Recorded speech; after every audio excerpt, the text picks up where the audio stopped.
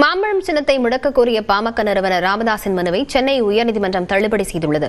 ராமதாஸ் தரப்புக்கு பல்வேறு கேள்விகளை எழுப்பிய நீதிபதிகள் நீதிமன்றத்தின் நேரத்தை வீணடிக்காதீர்கள் என கடிந்து கொண்டனர்.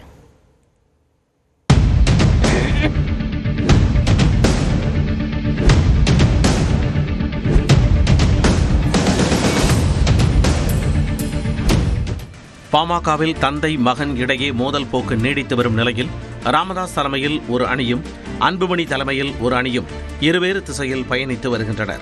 இந்நிலையில் அன்புமணியை பாமக தலைவராக தேர்தல் ஆணையம் அங்கீகரித்ததை ரத்து செய்ய கோரியும் தன்னை பாமக தலைவராக அங்கீகரிக்கும் வரை தேர்தல் அறிவிப்பை தள்ளி வைக்க உத்தரவிடக் கோரியும் பாமக நிறுவனர் ராமதாஸ் சென்னை உயர்நீதிமன்றத்தில் வழக்கு தொடுத்திருந்தார். உட்கட்சி பிரச்சினை தொடர்பான உரிமையியல் வழக்கில் தீர்வு எட்டப்படும் வரை மாம்பழம் சின்னத்தை முடக்கி வைக்க உத்தரவிடக் கோரியும் மனு தாக்கல் செய்திருந்தார்.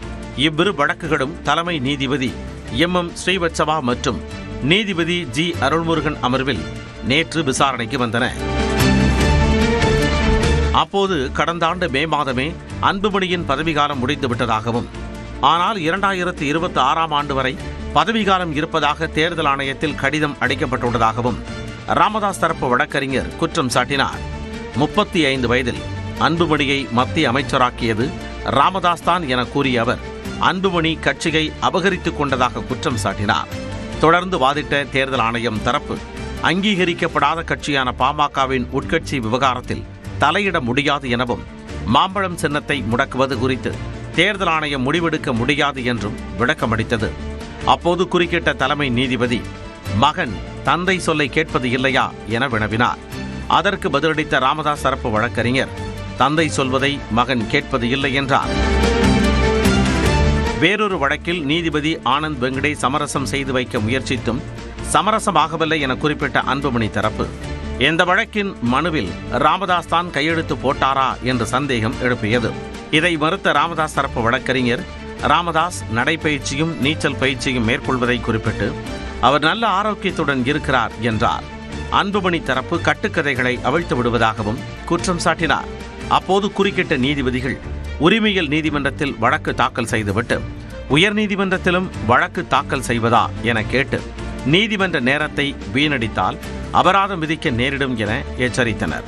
உரிமையியல் நீதிமன்றத்தை அணுகி நிவாரணம் தேடிக்கொள்ள ராமதாஸ் தரப்பிற்கு அறிவுறுத்திய நீதிபதிகள் மனுவை தள்ளுபடி செய்து உத்தரவிட்டனர்.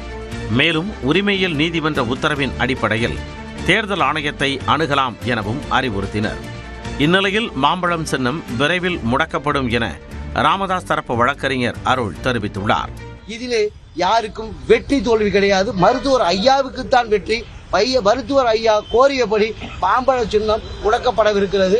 மருத்துவர் ஐயா கோரியபடி சிவில் நீதிமன்றத்திலே அது மருத்துவர் ஐயா தான் தலைவர் என்பதை தீர்மானிக்கின்ற நாள் வந்து கொண்டிருக்கிறது. உட்கட்சி பிரச்சினைக்காக தேர்தல் அறிவிப்பை தள்ளி வைக்க கோருவது வினோதமானது என கூறிய அன்புமணி தரப்பு வழக்கறிஞர் பாலு ராமதாஸ் கையெழுத்து மீது சந்தேகம் எழுப்பினார். இந்த பிரமாண பத்திரத்தில் கையொப்பமே மருத்துவர் ஐயா அவர்கள் இட்டாரா என்பதே கேள்விக்குறியாக இருக்கிறது. இதற்காக நாங்கள் குற்றவியல் நடவடிக்கையை மேற்கொள்ள இருக்கிறோம். நீதிமன்றத்தை ஏமாற்றக்கூடிய மோசடி செய்யக்கூடிய ஒரு வேலையை அவர்கள் செய்திருக்கிறார்கள். தேர்தல் நெருங்கும் சூழலில் உட்கட்சி பிரச்சினை பூதாகரமாக வெடித்துள்ளதால் பாமக தொண்டர்கள் கவலையில் ஆழ்ந்துள்ளனர்.